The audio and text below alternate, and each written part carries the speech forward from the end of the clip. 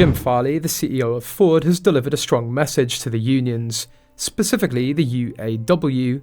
You screwed yourself and you screwed the American workers you represent who are struggling. It's important to remember that Ford has let go of more than 15,000 employees in the last 6 months.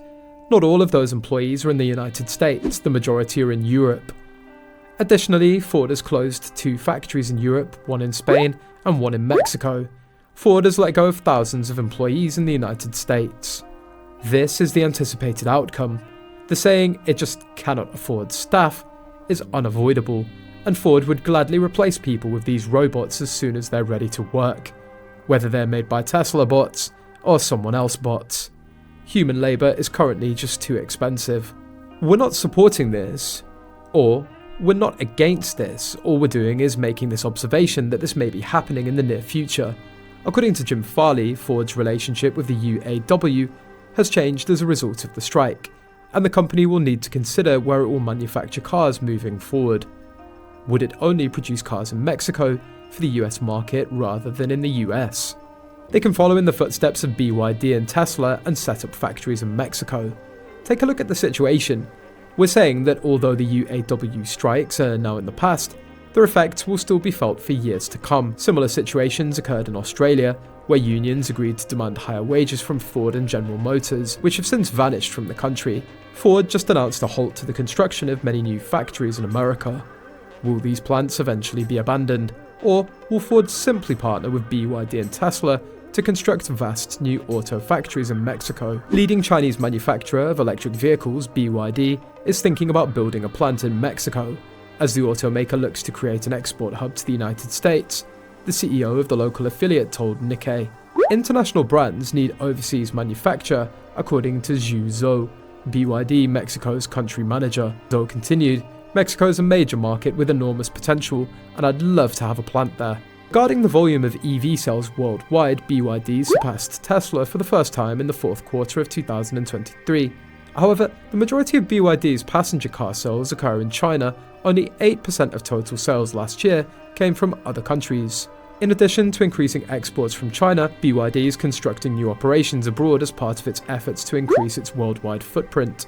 The carmaker declared in December that it would establish a production facility in Hungary in 3 years, and it opened facilities in Thailand this year. BYD intends to invest $605 million in Latin America to construct a facility in Brazil. BYD has started a feasibility study for a factory in Mexico. The corporation is discussing the plant's location and other conditions with representatives of the federal, state, and municipal governments. Although Zhou didn't specify where BYD would be located, it seems that the central Mexican area of Bajío and the northern state of Nuevo León are the frontrunners. Other likely locations in southern Mexico include the Yucatan Peninsula. The primary benefit of situating capacity in Mexico is the reduction of export expenses to the United States. Tougher North American production quotas were enforced by the US-Mexico-Canada Agreement on automakers hoping to gain access to tariff-free exports into the US market. The wage gap between the United States and Mexico is widening as a result of several strikes that have raised labor expenses in the country. In addition, there are limitations on the source of batteries and requirements for North American vehicle assembly in order to qualify for tax incentives on EV purchases in the United States. Chinese EV businesses would probably be at a disadvantage if they didn't have a North American production center. The market for electric vehicles fell last year on a global scale, and Donald Trump, the previous US president, who's not very enthused about the proliferation of EVs, may be re-elected in November. However, plug-in hybrids and EVs are expanding in every market globally, according to Zhou, who dismissed concerns as baseless. Mexico sold 1.36 million cars overall last year, a 24% increase from 2022. More than 120,000 of those were Chinese cars, a 60% increase according to Business Daily El Financiero. 3 Chinese brands with an early advantage in Mexico are JAC Group, MG, a subsidiary of SAIC Motor, and Chery Automobile. Mexico is about to emerge as a significant EV manufacturers base for manufacturing. Chinese suppliers have announced approximately $1 billion in parallel investments in response to Tesla's intentions to build a gigafactory in Nuevo León. CEO Elon Musk has hinted that the new Mexican plant will serve as a center for cheap EV mass production. South Korea's Kia has said it will manufacture EVs in Mexico. Last year, BMW and Stellantis said they'd manufacture EVs in Mexico. The Mexican Secretariat of Economy reports that Chinese investments in Mexico increased by 50% to $587 million in 2022, and the thirst for investment is still high this year. The Chinese electric vehicle manufacturer, Solareva, announced plans to invest $395 million in Durango, Mexico. Julio Carranza Bolivar, head of the Mexican Banking Association, estimates that Mexico has received 170 nearshoring investments worth $74 billion from various nations. 90% of the whole amount allocated for the year 2022, $32.9 billion, was received by Mexico in direct investment during the first 9 months of the year. The announcement that BYD was becoming the world's biggest seller of electric vehicles made headlines recently. This information, which spun my brain, didn't make sense at first. Wait a minute. Have you ever seen a BYD vehicle on the road?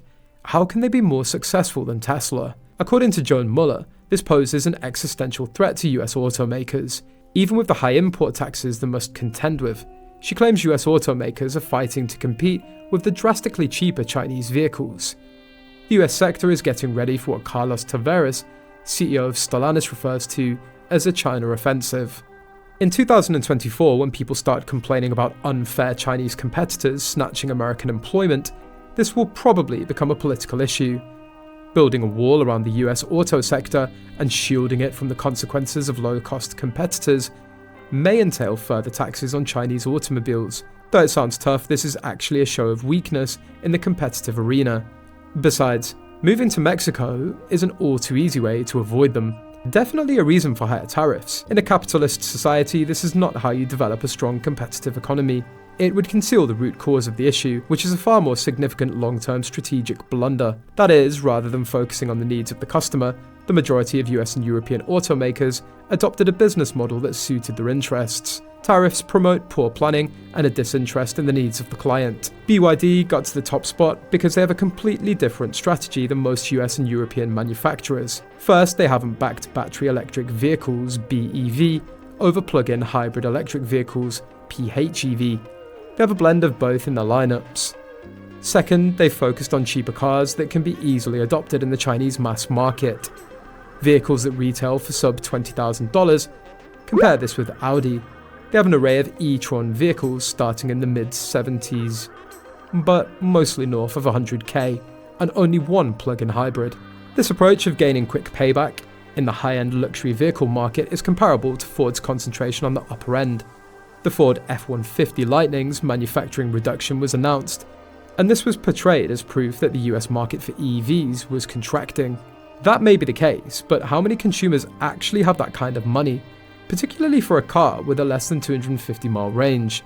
It's not customer resistance that's to blame for these mistakes, it's bad strategy. In order to justify high pricing, the car industry has an addiction to adding technology without considering the long-term strategic implications. I've previously written about how ridiculous it is for BMW to invest in a car that changes colour, while they're still lagging in the EV industry. The same may be said about Ford's choice to include self-driving technology in the Mustang Mach-E, rather than broadening its reach to include a superior car at a more affordable price.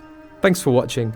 If you enjoyed this video and found it entertaining, then don't forget to hit the like button below, and if you want to stay updated with more great content like this, make sure to subscribe to our channel by clicking the red button and just ringing the notification bell so you never miss any future content from us.